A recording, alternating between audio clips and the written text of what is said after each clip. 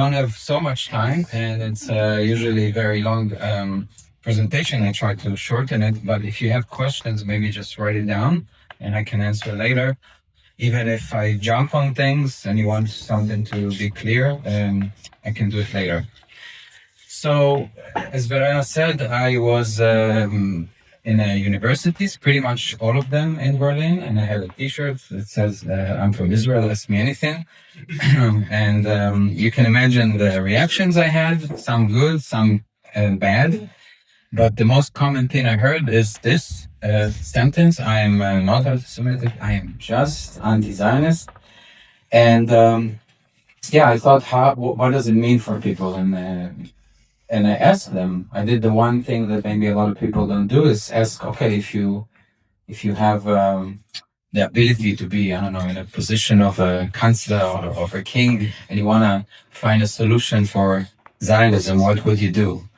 And the answers were awful, yeah, from putting them in camps, throwing them away to the sea, or kill them. I'm sorry that I started really dark, but this is modern anti-Zionism, the core of it.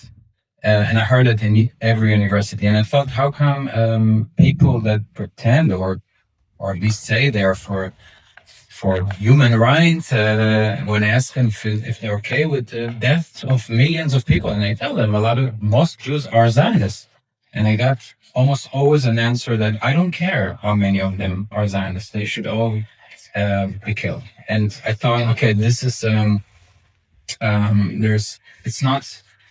that's the difference between criticism of Israel and the core of anti-Zionism, that is annihilation kind of a agenda, which echoes things from the past.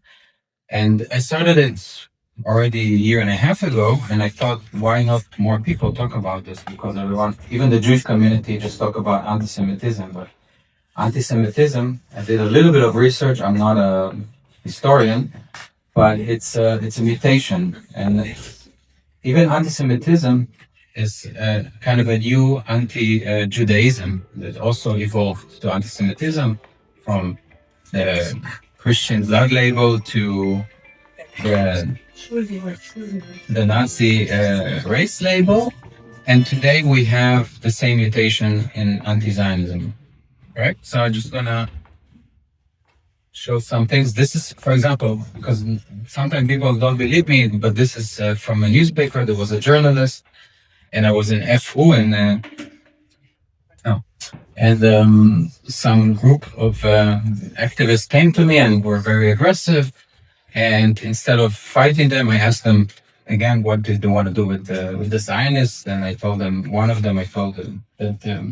90% or the majority of Jews are Zionists.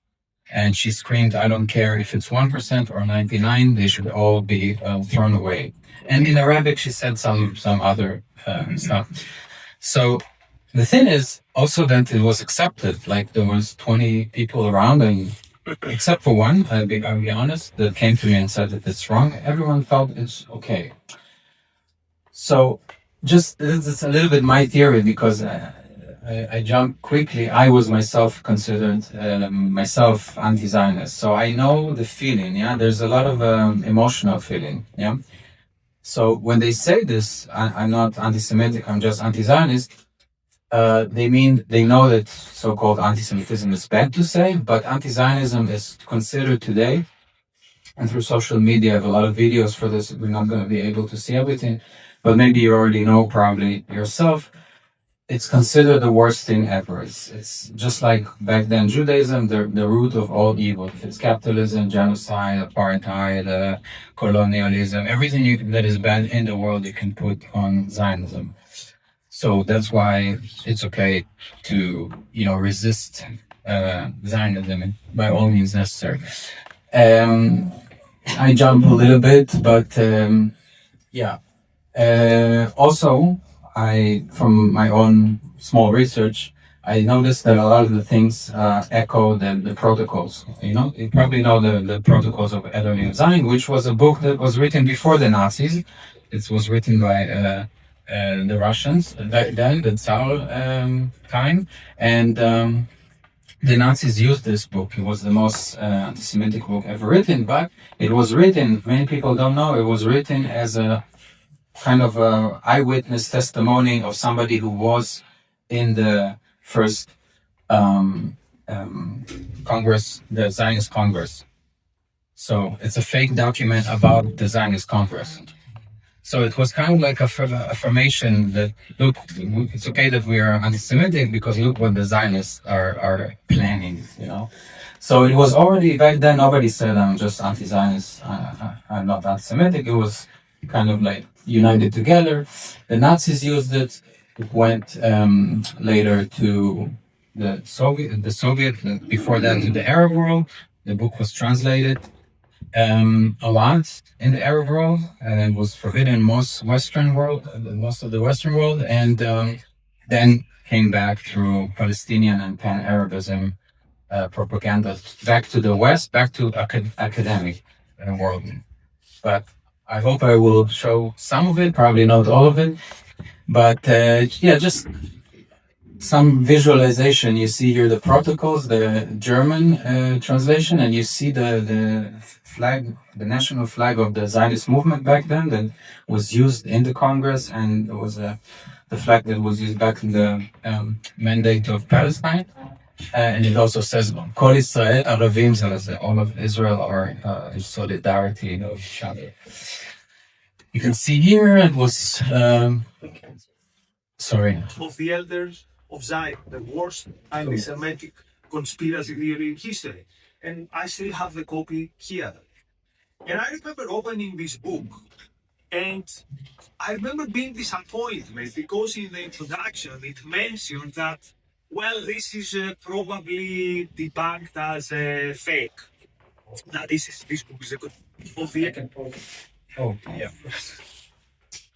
Oh, sorry. But anyway, it's important because many also tell me, oh, it's just right-wing book and a Nazi book. He is a former pro-Palestinian, left-wing, communist activist. And this book was predominant in the left-wing sphere back then. So he talks about it.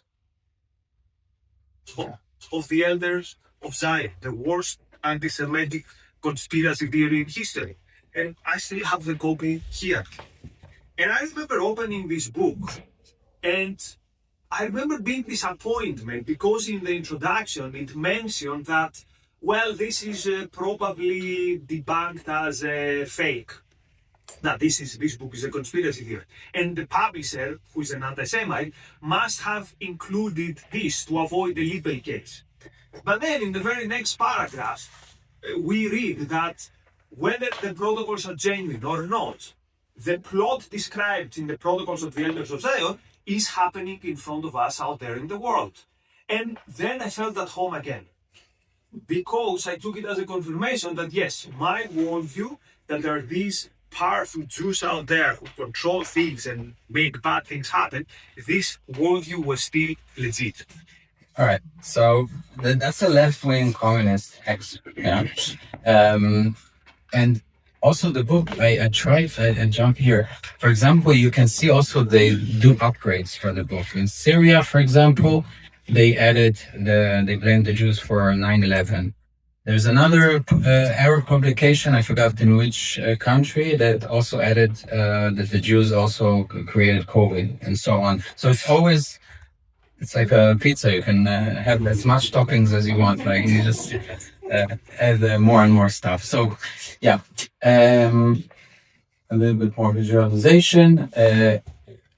I chose the snake a little bit randomly, but you probably know the other. Then there's the spider and the octopus. Whatever I would choose, I could do 2-hour presentation about just the imagery. But I chose snake. It's very common. You can see here in Saudi Arabia, this book was actually taught in school, and the king back then was Faisal. King Faisal was given it as a gift to visitors, and this is from today in Dahlem in Berlin. This is Nazi propaganda. This is from Syria, when Israel was in Syria to actually prevent the genocide against the Druze community. But of course, facts don't matter. It's only the conspiracy theory. Good. Okay. Then we jump to, and this is important because it made me understand what's happening in the universities today. The Soviets had kind of a pseudo intellectual um, theme called Zionology, which is state funded, and they pretended to write books, like intellectual books about Zionism, basically changing the anti-Semitic tropes to anti-Zionism, and they created a modern anti-Zionism. So it didn't came out of nowhere. I just didn't know about this. I myself was a bit unaware of this. You can say, but it was very predominant in the Arab world. They used it to because they were dealing arms with the Arab world and had businesses and political connection with the Arab world. So they pushed their influence through those books, and they published many, many books that basically are the same as the protocols, but with Zionism. And slowly, you can see here, this is very traditional, like anti-Semitic book, where it's like a comic book about Jews stealing money and selling things they stole and so on. This is already about how Zionism is colonialism. This is just, I thought maybe to ask you a question. Would you say it's anti-Semitic? Like, right? Jewish fighter, right? Yeah. This is in 1971 in Moscow, in May Day, and it says Zionism, Russia, imperialism, which means Zionism is the weapon of imperialism. So this is okay, as long as you write Zionism. But I mean, if you wouldn't know the language, right, which you would, it's 100% anti-Semitic trophy. So yeah, just more of that. If you don't know the language, this is Nazi propaganda. But again, it says Zionism in the back, and that was in a time where Zionism kind of was forbidden. Anti-Semitism, so-called, was forbidden, but anti-Zionism was very prevalent. And this is Soviet propaganda. This is another one of those pseudo books that was already orientated towards the formation of Israel, and was just 2 years before the UN resolution says anti-Zionism is racism, which was pushed by the Soviets. And that's where the beginning of this, I would say, this comparison to Jews and Nazis already started. So nothing really new if you know the history. And this is maybe the first, like the very clear wink towards the Arab world. It says Arabsky strany, Arab countries. And the Jews obviously wants to go there. And it says aggression in the eye, the binoculars. And this is again the snake. And this is, it says Arab land. And this is Israel. Yeah. So the same kind of trophies. Now I jump to Pan-Arab influence and Palestinian influence. That this is from the PFLP. And this went backwards to the West. They published mainly to students in the West. And translated their leaflets to German and Scandinavian languages and so on.